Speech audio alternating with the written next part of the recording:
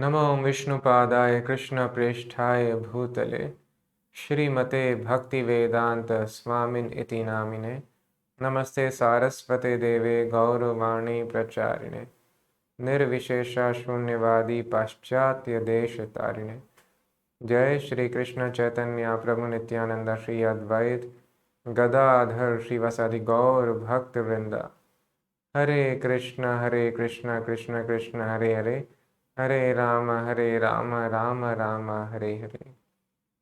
Hare Krishna. A very warm welcome to all of you on the final day of Srila Prabhupada LILA, the final instruction. Srila Prabhupada announced in Rishikesh that I want to leave my body, the end is near. So overnight the disciples packed up everything and they took him to Vrindavan. But from Vrindavan, as suggested by his disciples, Srila Prabhupada became very enthusiastic to travel to London. Even though Srila Prabhupada can barely walk, he is very, very weak. But his disciple told him that, no, Prabhupada, you please come. If you travel to the West, seeing the love of your disciples, you will continue to stay. And you need not talk, you need not walk, simply your presence gives them enthusiasm. And thus it gives you also great delight. We have our own farm and our own food, and your health will be very nice over there. So Prabhupada, with the mood of, again, another preaching mission to strengthen his mission, Prabhupada became very enthusiastic and started thinking about Radha Londonishwara, the presiding deities of London, his rooms, his ashram in Vrindavan. And Prabhupada commented, the good days, I think good time is coming. When Prabhupada arrived in London, his disciples there were shocked. They had never imagined that he would be so thin or that anyone could travel in such condition. For the devotees who had been at the airport to meet him, it had been a heart-rending experience. Even those who had heard the reports of Prabhupada in Vrindavan were not emotionally prepared for such a change. Prabhupada was as transcendental as ever, or even more than ever, but the devotees were shocked at first to see him so different. Now he appeared like a powerful sage who had been undergoing long austerities for the benefit of humankind and who had become transcendental to his body, although living within it. Srila Prabhupada's visit to London gave the devotees great hope for his recovery. Srila Prabhupada looked forward to traveling to America shortly after Janmashtami, which would fall on September 6, 2 weeks from the date of his arrival in England. I want to live a little longer, he said, to make everything more perfect. His disciple asked, will you do this by enthusing the devotees by staying with them? Or is there a specific program? A specific program, said Srila Prabhupada. I want to introduce Varnashrama. At our Pennsylvania farm, the biggest problem of life is salt, food. He considered the establishing of the model Vedic social system on his corn farm communities as an important unfinished part of his life's mission. But after Prabhupada had been in London 2 weeks, on the day after his birthday celebration, his health suddenly became much worse. So Prabhupada planned to expand the second phase of his movement. First of all, Prabhupada wanted to revive the Brahminical culture. There should be some men who are well versed in the knowledge of Vedas, and thus, by their directions, again, everything could be brought back to normal. But not everyone can be expected to dedicate their life to Krishna. So another feature, Varnashrama system, is also important, where people can have a very simple life, where people can be demonstrated how there is no need of such hard labor of 10 hours, 12 hours every day. Simply, if you have little land and cow, you can live completely free from all anxieties. You can have fresh air, fresh water, very natural, very peaceful life. Bull is used to till the field, and you have your own food, you have your own clothes over there, and you are completely independent of whatever is happening in the world.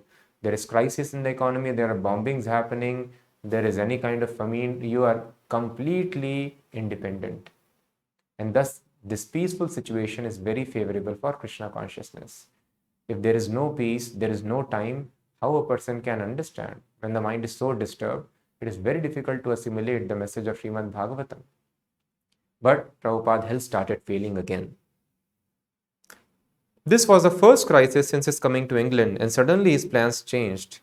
Instead of going to the United States as he had planned, he now requested that he be taken back to India. He spoke of Bombay. If I live a few days more, he said, let me see the opening of the Bombay temple. We can wait here and then fly to Bombay. I have worked so hard for it. If I see the opening and then die, it will be a very peaceful death. And if I live, then I can come back here. Srila Prabhupada went to Bombay, but his health was not improving. Finally, he announced that he would rather return to Krishna Balram in Vrindavan than continue staying in such critical condition in Bombay. But Srila Prabhupada said, Tamal Krishna, what will happen to all the devotees here? They have been serving you so sincerely. How will they be able to open the temple without you being here? I mean, all the devotees, when they hear you are going to Vrindavan, they will want to come. They won't want to stay here. Then they will all want to leave their posts and come with you to Vrindavan. Yes, then let them come, said Srila Prabhupada. I have no objection. Tamal Krishna mentioned that if 1,000 devotees might come to be with Prabhupada, that would slow down the ISKCON work all over the world. Prabhupada again said he had no objection. Tamal Krishna asked whether it was compulsory for the GBC members to come, and Prabhupada affirmed that it was. So Prabhupada had decided he is going to finish his pastimes in the mortal world. The devotees at the Krishna Balram Mandir were upset to see that Prabhupada's condition had deteriorated so much in the 1 month he had been away. His room was as he had left it, except for the addition of a large double bed. He lay down and they closed the curtains and dimmed the lights. For about 5 minutes he lay still with his eyes closed. Now you are home, Srila Prabhupada, said Tamal Krishna. Still, Srila Prabhupada lay quietly, not moving. Then slowly he brought his hands to his chest, clasped them together, and said, Thank you. He seemed relieved. Now you are in the care of Krishna Balram, said Tamal Krishna. Srila Prabhupada smiled and nodded slightly. Yes, he said, Krishna Tvadiya Padapankaja Panjarantam, indicating King Kula Shekhar's prayers. My dear Krishna, please help me die immediately, so that the swan of my mind may be encircled by the stem of your lotus feet. Otherwise, at the time of my final breath, how will it be possible for me to think of you? Although Srila Prabhupada was in a precarious state, he remained completely fixed in thought of Krishna in one way or another. Krishna's name, his form, his pastimes, or his devotional service. Prabhupada suggested going to see Krishna Balram at 9:30, just as he had done before, but his servants advised that he rest today and begin the program tomorrow. Whatever you desire, I will do, Prabhupada said. Tamal Krishna asked Prabhupada if he wanted the Kaviraj to come. Kaviraj means the Ayurvedic doctor. As you said, Prabhupada, for better or worse, some husband must be there. Srila Prabhupada nodded. Now manage everything, he said, and let me think of Krishna Balram. In response to Srila Prabhupada's call, the 23 GBC members again began gathering in Vrindavan. They arrived heavy-hearted, yet on coming before Srila Prabhupada, they were pleased to give him progress reports on their preaching on his behalf. Srila Prabhupada was happy to hear the reports and was as encouraging as ever to his leaders, despite his condition. Actually, Prabhupada calling the GBC men together had been so that they could chant for him. Now more than ever, he wanted the medicine of the holy name, not of the doctors. When he heard that his friend Dr. Ghosh was coming to Vrindavan to open a clinic there, and he suggested if I can treat Prabhupada, Prabhupada told, no, I don't want to see any doctor. Let him come to do the clinic work, but not for my treatment. These doctors will come and give something to try and save, he said. I don't want to be saved. Dr. Ghosh may come for the clinic he wants to develop, but not for my treatment. Tamal Krishna asked if they could at least call in some local Vrindavan doctors. No, said Prabhupada. Let us take your advice for Kirtan only. Tamal Krishna agreed that Kirtan was best because in that way they were pleading for Krishna's help. So he suggested it is good because the disciples also are advancing in that way. But Prabhupada's answer was different. Better you don't pray to Krishna to save me, said Srila Prabhupada. Let me die now. This first time Prabhupada had spoken. Before he always told that please save my spiritual master if you so desire, cure my spiritual master if you so desire. But now Prabhupada told, better you don't pray to Krishna to save me. Let me die now. When Harikesh had received the call to come immediately to Vrindavan, he had been told to expect the worst. Immediately he had contacted his printer, who was in the process of completing several books, and told him that he must have advance copies by the next day. So by the time he got on the plane for India, he had newly printed volumes of the second canto of Srimad Bhagavatam in German, the Krishna trilogy in German, and a Yugoslavian Sri Ishopanishad. Harikesh went in and showed Prabhupada the 7 new books. Immediately, Prabhupada took the first volume of the Krishna trilogy and held it up, looking at the cover painting of Radha and Krishna. Prabhupada began crying and reached out, trying to stroke Harikesha's head. Harikesh reached out and held Srila Prabhupada's hand, thinking himself unworthy of being patted. He was rotting here, typewriting, said Srila Prabhupada, referring to when Harikesh had been his secretary, just before going to preach in Europe. I said, you go. I had 10 servants. You thought that I was degrading you by sending you away. No, now you understand? Yes, I understand, said Harikesh, sobbing. Here is an intelligent boy, I thought, said Srila Prabhupada. Why should he rot here, typewriting? Prabhupada looked at each book. Printing and everything first class, he said. He asked, how many had been printed? And Harikesh replied, 120,000 Krishna trilogies, 60,000 Srimad Bhagavatam second cantos, and 10,000 Ishopanishads. Can you distribute that Ishopanishad? Prabhupada asked. Because Ishopanishad was meant for Yugoslavia and other such Eastern European countries where it was very, very risky to distribute the books. But at his personal risk, he was distributing. So Prabhupada asked, will you be able to distribute it? Harikesh assured Prabhupada that they could definitely distribute the book in Yugoslavia. Then print more, said Prabhupada. They continued discussing book production. Books were indeed Srila Prabhupada's life and soul. From Harikesh entering with these new books, Prabhupada had felt a profound ecstasy that he had spread to Harikesh and all the devotees present. Everyone was keenly aware that what they were experiencing was transcendental, a special reciprocation with Srila Prabhupada, and as long as they were sincere, it would not die. So devotees could immediately experience another ecstasy. So how important the books were to Prabhupada, even in his final stages. Prabhupada was coming in ecstasy hearing of the publication and distribution of his new books. And that ecstasy would spread to everybody. And everybody in the room, they realized this presence of ecstasy. And they understood this is how Prabhupada is reciprocating. So thus the spiritual happiness is a factual phenomena. Just like any happiness of eating something nice, hearing some nice music, or watching some beautiful form. In a similar fashion, spiritual happiness is real happiness. And thus, these realizations solidified strong faith of the devotees in the words of their spiritual master. Now you just have to become better, said Harikesh, more healthy. Healthy? Said Srila Prabhupada. I have nothing to do with this body. Srila Prabhupada was becoming more and more in favor of departing from the world.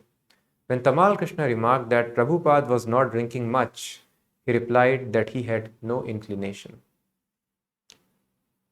Then Srila Prabhupada said they should consult Narayan Maharaj, a disciple of Prabhupada's sannyas guru, for details on how to conduct the ceremony for a departed Vaishnava.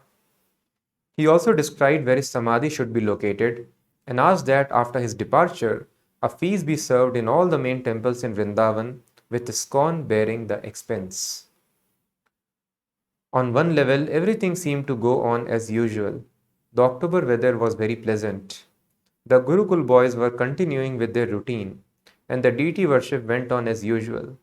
But in front of the temple, workmen began clearing a space for Prabhupada's samadhi.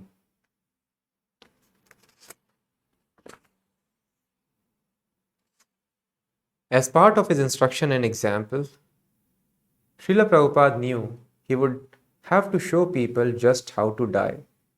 He had escaped death a number of times by Krishna's grace, by the prayers of his disciples, and by his own pure and powerful will to propagate his movement. But from the signs given to him by Lord Krishna in 1977, Srila Prabhupada began decisively and conclusively ending his mission in the material world. And among his final duties was his giving complete guidelines on how to die. He was perfectly showing how to do that which everyone has to do, but which is most difficult to do successfully, that is to die.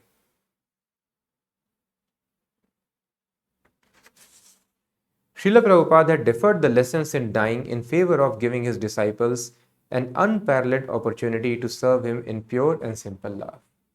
So, although Prabhupada had decided to impart this final instruction, so the pure devotees are completely transcendental. Arche Vishnu Shiladhir Guru Shundar Matir, as we will see. So, spiritual master should never be considered a human being or a man. When a disciple, he brought an article in the praise of Srila Prabhupada, and the article stated, "This great man changed the world." Prabhupada chastised him. Spiritual master should not be called a man. So, spiritual master is a Vaikuntha personality belonging to spiritual world. But he behaves like a man, a human being of this planet, so that he can teach others by example. They usually don't show any mystic powers. They behave as an ordinary person and teaching the others, all the other mortal beings like us, how you have to tolerate the onslaught. There could be physical anxiety, diseases, heart attacks, or financial troubles, or any other difficulty. But how you have to push forward the preaching mission and tolerate all the difficulties. And now he was giving the most important lesson which we all have to undergo, how to successfully die, absorbing ourselves in the thoughts of Krishna. That is the conclusion of all spiritual life that we follow. But the disciples of Srila Prabhupada requested him to please stay. And Srila Prabhupada deferred his final instruction. And he allowed this not only for a few, but whosoever came to Vrindavan, an unparalleled opportunity to serve him in pure and simple love. Another very important duty, Srila Prabhupada, as he would later confide in that, it is my duty to make you all more and more attached to me. When George Harrison once sent bouquet of flowers and many fruits, and it was either the appearance day or disappearance day of Bhaktisiddhanta Maharaj, the spiritual master of Srila Prabhupada. Prabhupada became very happy and appreciated his sentiment. And he told, if a person can develop love for the spiritual master, then very quickly he can develop love for Krishna. And who can develop love for spiritual master? Spiritual master only has to train. This spiritual technique, all the spiritual technique disciples learn from the spiritual master. So it is another very important duty of spiritual master to make the disciples more and more attached to him. Because unless one attaches himself to spiritual master, Shri Guru Charane Rati Aise Uttama Gati Je Prasade Pure Sarva Asha. Attachment to his lotus feet is the perfection that fulfills all desires. We have desires, we want to become pure devotee. We have a desire, we want to relish the chanting of holy name, like Rup Goswami is desiring. When will I have this one tongue is not sufficient, these ears are not sufficient. When will I have millions of tongues and ears? Then I will be able to relish the chanting of Hare Krishna Mahamantra. So when will I be able to relish Hare Krishna Mahamantra? When will I be able to see Krishna face to face? We have all such spiritual desires. And how such desires are fulfilled? All such desires are fulfilled by Sri Guru Charane Rati. Attachment to his lotus feet is the perfection that fulfills all desires. So the spiritual master also has to teach the disciples how to become attached to spiritual master. And this attachment is not sentimental like the attachments of this material world. A disciple has to become very, very sincere in rendering service to the spiritual master, work very hard, do sacrifices, and thus such attachment is awakened. So Srila Prabhupada deferred giving his final instruction so that the disciples can develop attachment to him by serving in his final days. So when the spiritual master is taking care in the final days, this is a very great opportunity. And it is told that Ishwar Puri, the spiritual master of Lord Chaitanya is Krishna himself. And what would be the position of spiritual master of God himself? God has accepted somebody as spiritual master. So how Ishwar Puri was able to attain such a position? It is told by sincere service to Madhavendra Puri, his spiritual master, when he was concluding his pastimes like Srila Prabhupada is doing here.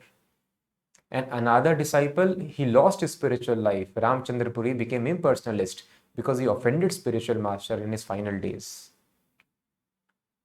So similarly, Prabhupada recommends that sometimes disciple who is personally serving spiritual master's body may become familiar. So there is a great danger. They may take spiritual master as an ordinary person, but he is never an ordinary person. Spiritual master is never under the laws of nature. Padma Purana says, Guru Shu Narmati Naraki Saha. If you consider spiritual master under the control of material nature, Narmati, like an ordinary human being, that is hellish intelligence. No. If spiritual master does everything on his own, he can fly in there, he can do everything, no disease can harm him, how the disciples would be able to render any service? How disciples would be able to develop anxiety for the spiritual master? This is how Krishna comes and stands in one place as a deity in the altar. No, if you don't open my darshan, I cannot come and give darshans. If you do not feed me, I will stay here, I cannot come and eat. So thus he keeps on standing in one place so that devotees can learn how to take anxiety and thus increase attachment for Krishna. So just like Krishna behaves as stone standing in the altar of the temple, similarly, spiritual master behaves like an ordinary person so that disciples get a chance to serve him. Otherwise, everything is being done by the spiritual potency of the spiritual master only. So thus, Srila Prabhupada wanted to promote disciples on the level of very strong attachment towards him. Thus, he deferred giving the final instruction. Many came and all were allowed to enter Srila Prabhupada's room. Earlier it was restricted, but now everybody was open to meet Prabhupada. Massage his body and sit with him as long as they liked, day and night, chanting the holy name for his pleasure. Srila Prabhupada also recommended his translating, and this was done openly. Earlier Prabhupada would do it alone, nobody was allowed. But now everybody could be around when he was translating. Whereas previously he had always worked in solitude, he now encouraged all devotees to come as he lay in bed dictating his Bhakti Vedanta purports. So you see the logics given by Prabhupada in his books, they are so striking. And I met one of the very senior scientists of our country. And he visited our temple in Bangalore many years ago. And when he got the book Life Comes from Life, so Prabhupada launches very scathing comments on the scientists, how they are cheating people. So when he read that book, he admitted, difficult to digest. He used very strong words. But when I read those statements, everything was making so much sense. How we are committing a great blunder. So Prabhupada books are so logical, so profound. So if we have to write any literature like that, we have to be in best of health and in the peak of consciousness. Great clarity and calmness of mind is required. But Prabhupada is dictating the same purports, having same clarity of logic, but in a state which is very, very painful. This indicated the transcendental nature of Srila Prabhupada.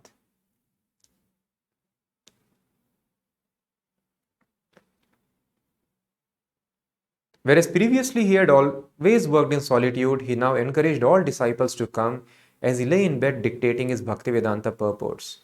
A devotee would softly read the Sanskrit text to him, while another held a microphone to his mouth.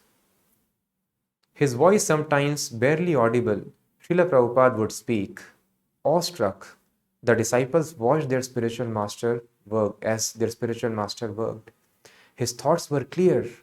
He cited from memory references from various scriptures, and his philosophical exposition was rigorous.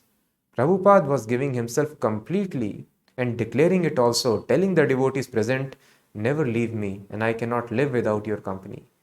They had asked him to stay, and he had agreed, consigning himself completely to their care. Those who were blessed to have this service felt themselves passing over all barriers of reluctance to serve, as well as all barriers of material desire. By intimately serving Srila Prabhupada, they felt the strength of complete surrender and sensed that this would sustain them always, even when Srila Prabhupada eventually did depart from the world.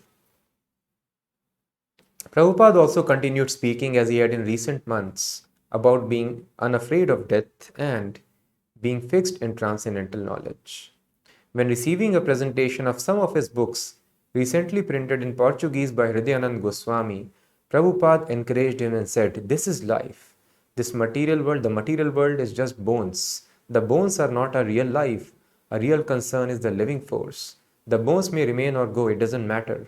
The real life is sustaining the bones."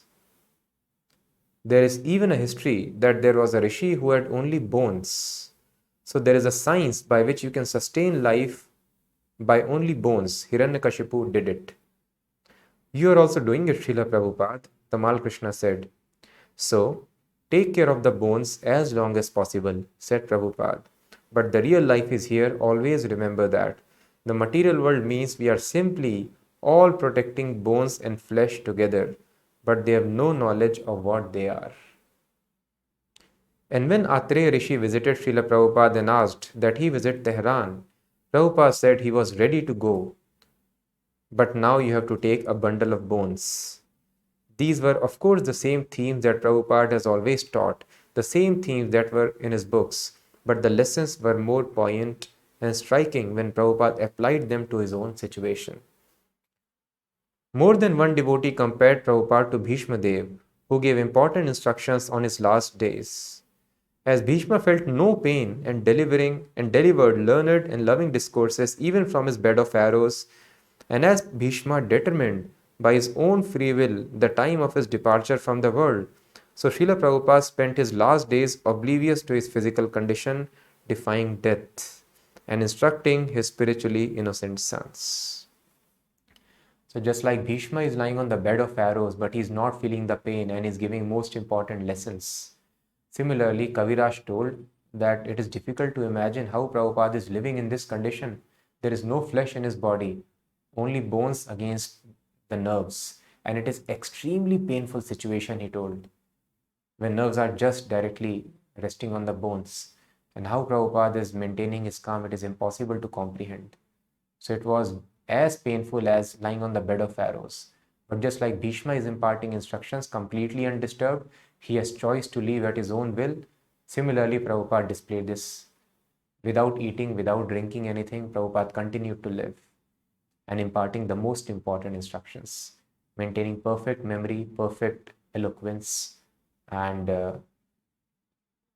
very sound logic. Prabhupada had accepted their affection when they had cried for him to stay with them. And now they wanted to express that affection in the only way they understood, a world with Srila Prabhupada living and talking with them, laughing or reprimanding them as he liked. They wanted him to eat and drink and become physically strong again. But again Srila Prabhupada seemed to change, and he began refusing food and drink. He had postponed his passing away to exchange lovingly with his disciples. And yet at the same time, by refusing to eat or drink, he was showing his preference for passing away. He admitted when pressed that it was an impossible course of action to live without food or drink, nor did he expect or want miracles. If he was to get better, it would be by taking nourishment, but for reasons of his own, he would not eat. He said recovery was material and that he did not want it. He kept closely in tune with the will of Krishna, allowing the holy name to sustain him. The doctors who came were often puzzled, but those who were Vaishnavas understood and respected his prerogative. Prabhupada's servants made anxiety-filled attempts to induce Prabhupada to take regular treatment, but Prabhupada preferred to take only Kirtan and Bhagavatam, while at the same time sustaining a willingness to live. He empathized with his disciples' anxiety and patiently explained the puzzling situation they were in. He wanted their care and he allowed them to try to treat him, knowing that it was bringing them more and more into a surrender of love. But gradually it became more clear that Krishna's will was indicating Prabhupada's departure.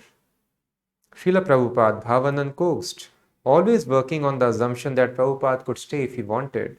Your presence on this planet is the only thing that is keeping the onslaught of the Kali Yuga from really taking effect. We have no idea even what will happen if you leave. It is not in my hands, said Srila Prabhupada, with perfect clarity of consciousness. Krishna, Balaram, he spoke two words. Srila Prabhupada always spoke clearly, logically, and with complete devotion to Krishna. Up until the last, he dealt with practical matters, forming a Bhaktivedanta Swami Charity Trust for reconstructing ancient temples in Bengal and arranging final details regarding ISKCON properties and monies. Through all dealings, he stayed always alert and he absorbed himself in Kirtan and Bhagavatam. But it became obvious to his disciples that despite his promise, he was again moving inevitably towards giving the final lesson. He was teaching that love was beyond death, and a disciple's love could call the spiritual master back to the world to stay, and that a pure devotee has the ability to stay in the world beyond his allotted time. Meanwhile, however, he was progressing steadily to the final point. The devotees did not feel angry with him or cheated that he was doing so. He had told them that he had free will given by Krishna, and they also by their free will had asked him to stay and he had agreed, but they knew he was not obliged. If despite their prayers Lord Krishna was telling Srila Prabhupada that he should come back home, back to Godhead, what could they do but accept? If Srila Prabhupada was accepting, then they would accept also. Nothing, however, could change the fact of their surrendered love. It had now become a solid pact that could not be vanquished by any material changes. They had passed the test of eternal loving service, and that could not be taken away by death.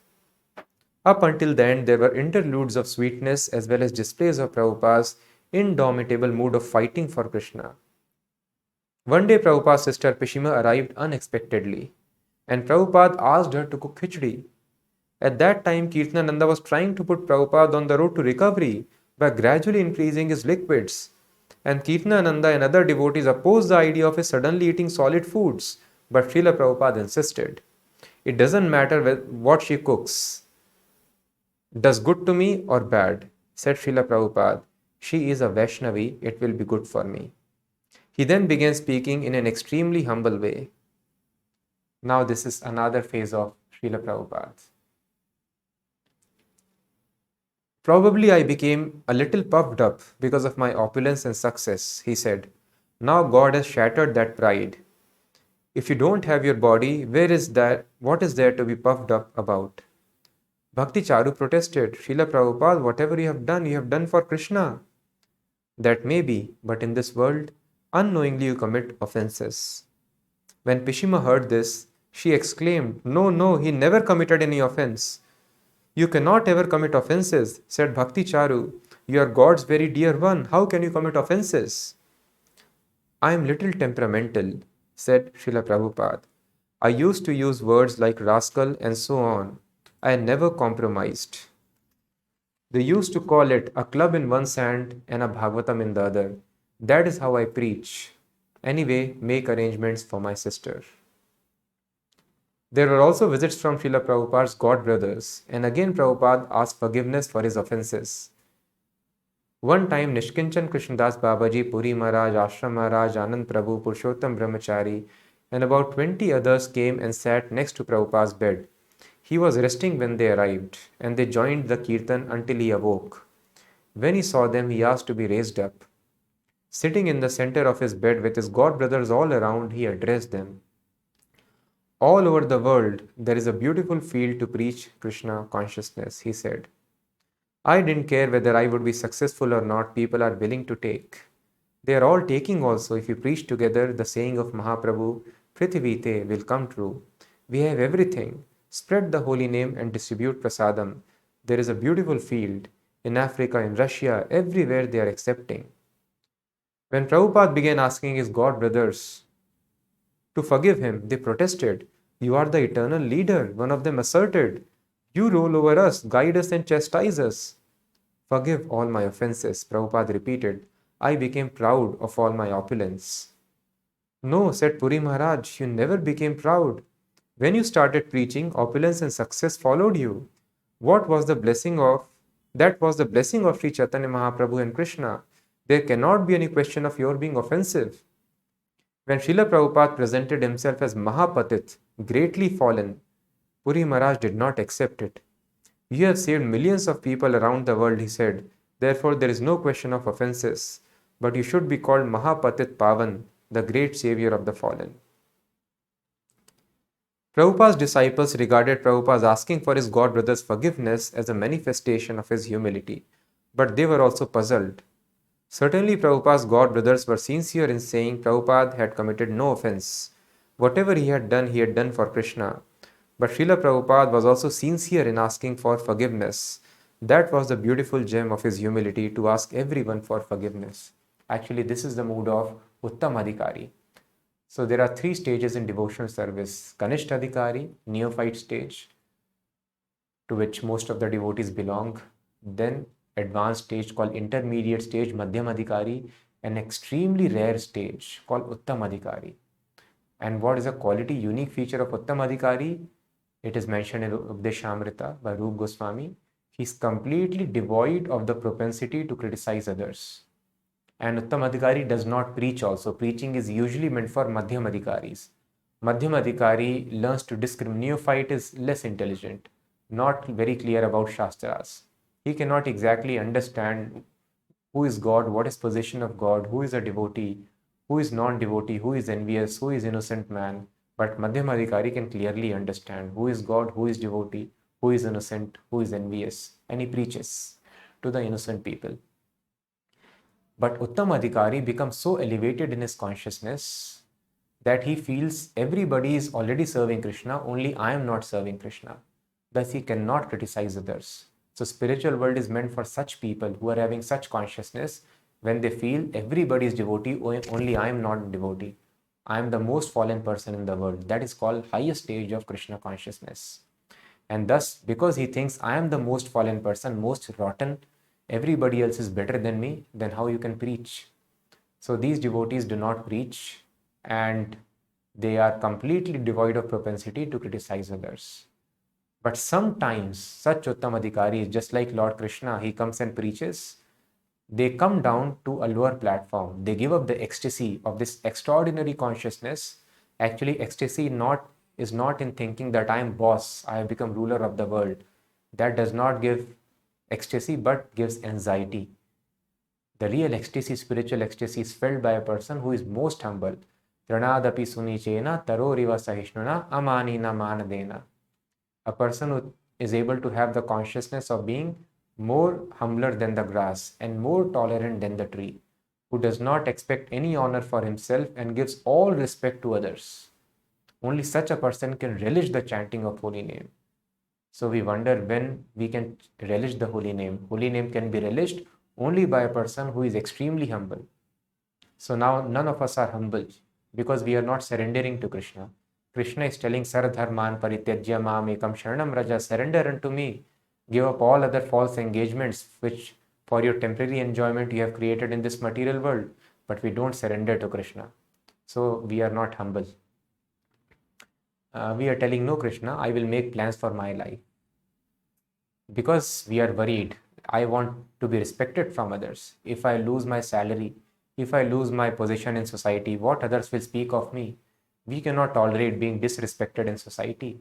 But when a person has this consciousness, he does not want any honor in the society, but he wants to give all honor to others. This is called humility. Then he can completely surrender to Krishna, become obedient to Krishna. Humbler than the grass, tolerant than the tree. Such a person can relish the chanting of holy names of Krishna. So such a devotee does not preach anybody, and he always begs forgiveness. And thus, this is how Srila Prabhupada is expressing here. He's telling, I became proud. He always thinks that I have all the bad qualities. I became proud. I got success, opulence, and wealth. So I was criticizing everybody as a Madhyamadikari, as on the platform of preacher. Unless you tell this thing is bad, this thing is good, how you can preach and save your disciples from the things which are bad? So an Uttam Adhikari leaves this ecstasy and comes to the platform of Madhyam Adhikari, just like a grown-up man can speak in a broken voice to relate with the children. But that man's voice is not broken, but he's talking like that. In a similar fashion, Uttam Adhikari behaves like a Madhyam Adhikari, but he has not become Madhyam Adhikari. But now Prabhupada, because there is no need of preaching, there is no need of chastising others as spiritual master, one must chastise the students so that they are on the right track, they are disciplined. But now there was no need. So Prabhupada was not chastising disciples at all. Prabhupada was not criticizing anybody, but Prabhupada was begging forgiveness whichever person he could meet, thus displaying the extraordinary, his real position of Uttamadhikari. For the purpose of preaching, displaying this gem had not always been the most effective way to spread the merciful teachings of Lord Krishna in every town and village, but now it could be displayed. In London and now in Vrindavan, Prabhupada was showing his disciples extra affection and gratitude without the reprimands usually necessary in training disciples. This attitude of complete humility was a symptom of the highest stage of devotional life.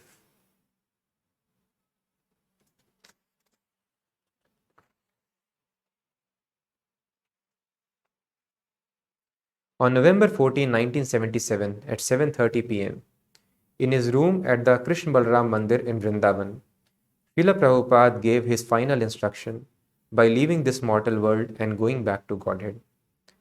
His departure was exemplary because his whole life was exemplary. His departure marked the completion of a lifetime of pure devotional service to Krishna.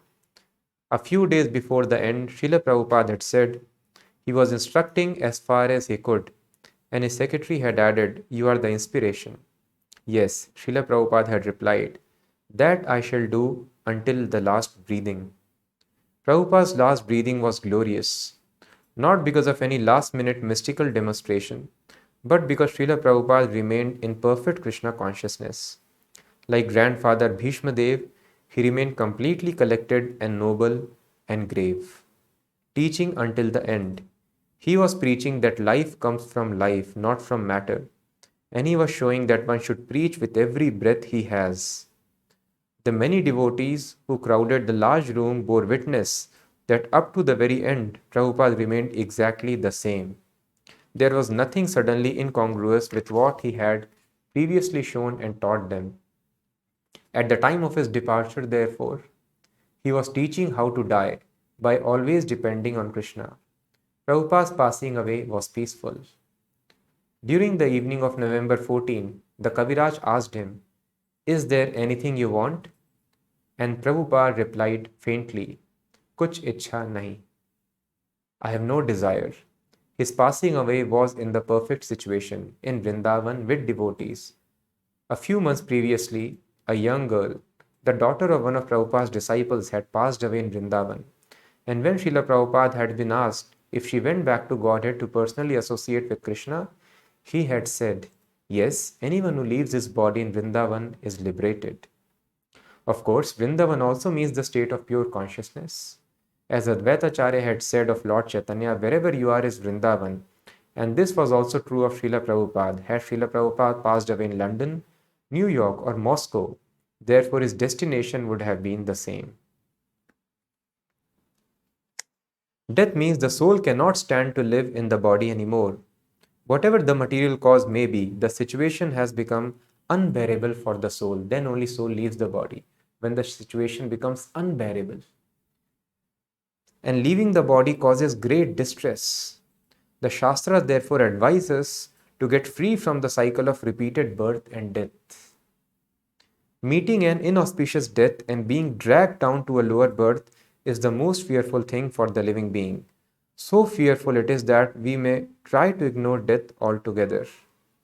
Death is painful because the eternal spirit soul is placed in a most unnatural situation. Although he is eternal and should not have to die, he is forced to die because of his connection with the material body. At death, the eternal soul is forced to leave the body for a destination he knows not. Thus, he is full of fear and suffering. The pain and fear is usually overwhelming. and one thinks of only material attachments or bodily pain. Therefore, King Kulashekar prayed, and Prabhupada often quoted, "Please let me pass away not in some prolonged contemplation of my bodily death, but just while I am chanting Hare Krishna. If I can meditate on you and then pass from this body, that will be perfection." Over the last months of his life in this world, Srila Prabhupada taught how it is possible to meet death step by step in Krishna consciousness. In his last days, he told one of his sannyasis, "Don't think this isn't going to happen to you." So Prabhupada wanted to indicate, you are seeing my situation. Do not think this is not going to happen to you. It will happen to all of us. So we have to lead a life in perfect Krishna consciousness, become pure devotee as soon as possible to lead a perfect death also. Prabhupada came into this world on Krishna's request to teach us how to live a pure life of Krishna consciousness, and that includes how to finally pass away from this world to attain eternal life. Prabhupada underwent death in a way that was perfect and glorious, and at the same time in a way which we can all follow. When we have to go, we can cling to the memory of how a great soul left his body, always thinking of Krishna, surrounding himself with the medicine of chanting Hare Krishna, always desiring to hear about Krishna and practicing detachment from the misery of material condition. This last lesson was one of the most wonderful and important instructions Srila Prabhupada gave us. He taught by his life, by his books, and at the end by his dying. Education in how to die is meant specially for the human being. An animal dies and a human being also dies. But a human being is supposed to understand the process of going back to the spiritual world at the time of death, remaining always fixed and undisturbed in Krishna consciousness. Srila Prabhupada expertly taught the process. His passing away, therefore, was a perfect lesson and one that can be faithfully followed. While there was nothing lamentable for Srila Prabhupada in his departing from the world and going back to Godhead, it was certainly lamentable for his followers and for the people of the whole world who became bereft of the presence of their greatest well-wisher and benefactor. Srila Prabhupada had written in a Srimad Bhagavatam purport, "When the mortal body of the spiritual master expires, the disciple should cry exactly like the queen cries when the king leaves his body." At the departure of his own spiritual master, Srila Prabhupada had written, "On that day, O my master, I made a cry of grief. I was not able to tolerate the absence of you, my Guru." And so, on November 14, 1977, as the powerful news spread around the world, those who knew and loved Srila Prabhupada were gripped by a fearful, unrestricted grief. They saw everything around them in the overwhelming atmosphere of separation from Srila Prabhupada. They turned for solace to Srila Prabhupada's books. So as Srila Prabhupada mentioned in his books. However, the disciples and the spiritual master are never separated, because the spiritual master always keeps company with the disciple as long as the disciple follows the instructions of the spiritual master. This is called the association of Vani. Physical presence is called Vapu. As long as the spiritual master is physically present, the disciple should serve the physical body of the spiritual master. And when the spiritual master is no longer physically existing, the disciple should serve the instructions of the spiritual master. So for the spiritually perfect personalities, like Lord Krishna, they are on the absolute platform. They are always present on the absolute plane. And thus the disciple who realizes such absolute nature can learn the art of associating with spiritual master in his another form of that of Vani. Vani means the instructions. So it is not that Srila Prabhupada is not present with us. He is present, but he is not present in the physical form that was manifest till November 14, 1977. But Srila Prabhupada is present. And Srila Prabhupada's passing away is lamentable, and the devotee must cry, disciple should cry, feeling the separation of the spiritual master on the disappearance day. But at the same time, on the spiritual platform, this is another boon for the disciples. Boon in the sense, the disciple, just like Lord Krishna, when he left Vrindavan, with a promise to come back, but Krishna never came back. So actually it was a favor to all the Vrajavasis. So in spiritual life, there are various grades of mellows that a person experiences.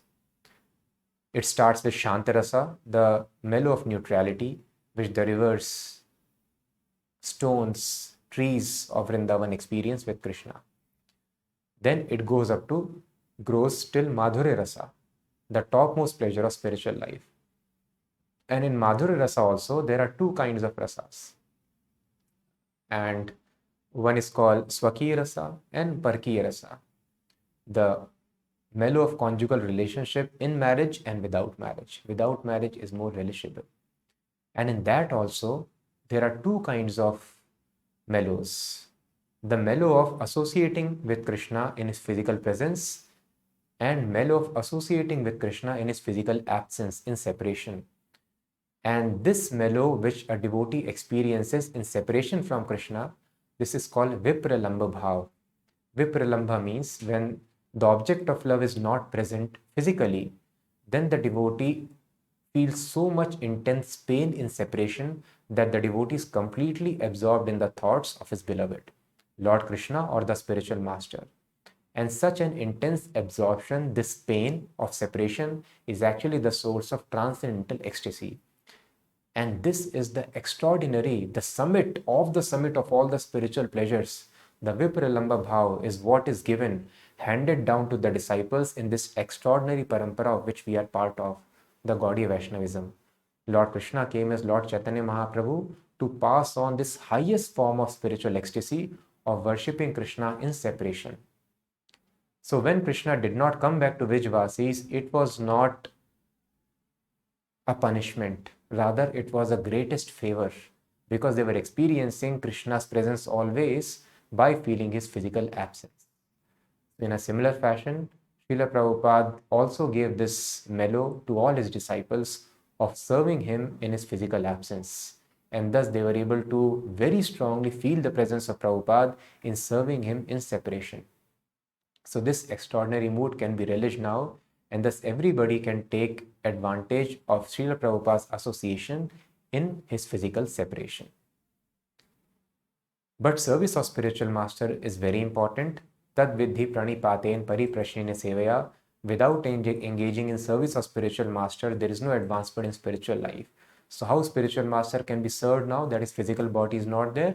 As Prabhupada has mentioned in the Bhagavatam, when spiritual master is present, one can serve his physical body, and when he is no longer existing in his physical body, the disciple can serve Vani form of the spiritual master. And that is more important. So serving the instructions, very, very strictly following the instructions of the spiritual master means association with the spiritual master. So spiritual master and the disciple are not separated. And Srila Prabhupada wrote many letters to this effect, that physically present or not, I will remain your personal guide. So Srila Prabhupada is a person. He has got his free will. And Srila Prabhupada can be always pleased by the disciple who is very strict in following the instructions. The relationship is eternal. Chakshudan dilo jai, janme janme Prabhu say. Life after life, you are my spiritual master. So whenever the disciple takes birth, either to finish his unfinished spiritual life, like it happened with Bilva Mangal Thakur, his spiritual master again spoke through the prostitute in the next life to make his spiritual life perfect. So life after life, spiritual master guides, or if the disciple takes birth again to assist in preaching mission of the spiritual master in the material world. But spiritual master always remains the spiritual master of the disciple. This is eternal relationship, life after life. And spiritual master always keeps guiding personally the disciple as he guided Bilva Mangal Thakur and numerous other devotees life after life. So physical absence is immaterial in that sense. But disciple should lament. By such lamentation, the disciple is able to experience the extraordinary mellows of the spiritual master, of relationship of serving spiritual master in his physical absence. So we should try to follow his instructions very nicely. Prabhupada mentions spiritual master is not the body, spiritual master is a spiritual personality. And he may guide through material body, he may guide through Vani body, he may guide in any other form. He can guide through any materialist also. Spiritual master can choose any ways and means of guiding the disciple. So Prabhupada explains in one of the letters to the disciple, it is just like the principle of relay monitoring. So although an event is happening in one place, through television by relay monitoring, the event can be witnessed in many places. So just like Lord Krishna can be present simultaneously in millions of places, similarly, spiritual master can also be present wherever a disciple wants the association of spiritual master. So as long as we follow strictly the instructions, we can avail the facility of associating with the spiritual master. So thus I request all of you, let us try to follow the instructions very, very strictly. We have to practice complete surrenderance to Krishna. One day we have to follow completely the instructions of spiritual master. So why to delay?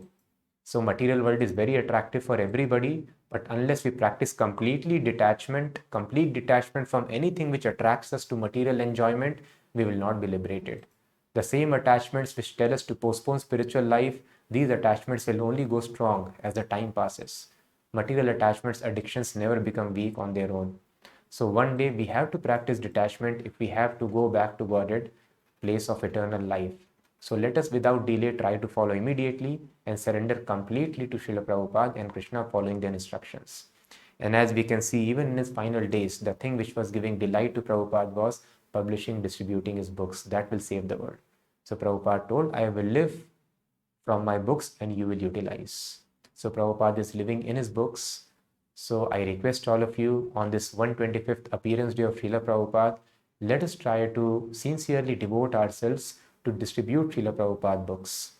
Prabhupada's desire is every house should have complete Bhagavatam and Chaitanya Charitamrta with them.